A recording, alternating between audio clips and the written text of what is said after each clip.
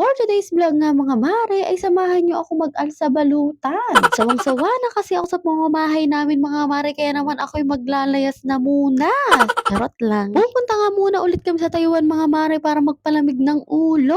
Umiinit na nga kasi yung ulo ko mga mare dahil nga umiinit na rin yung klima dito sa Pilipinas. Kaya naman magpapalamig na muna nga kami sa Taiwan mga mare.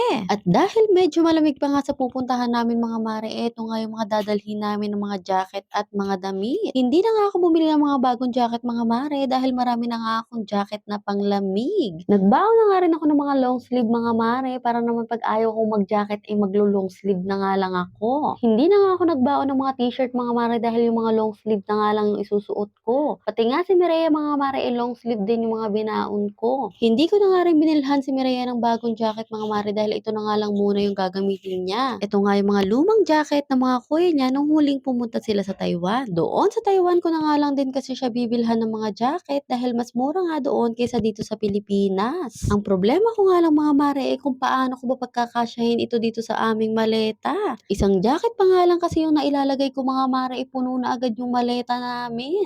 Pero ginawan ko na nga lang din ang paraan mga mare na magkasya silang lahat dyan dahil nga luluwas na rin kami ngayon pagkatapos kong mag-empake. Bukas na nga rin kasi yung flight namin mga mare kaya naman doon na nga kami sa Manila matutulog para naman makapagpahinga pa kami. Napagkasya ko naman nga mga mare yung mga damit namin kaya nga lang hindi pa nga iyan yung lahat ng mga dadalhin namin dahil nga nasa Manila pa yung ibang mga damit namin. Pagkatapos ko nga mag-alsa balutan mga mare ay nagbihis na nga kami at pumunta na kami sa bus station. Nakasakay na nga kami ngayon sa bus mga mare papunta ng Manila kaya hanggang dito na lang muna. Salamat!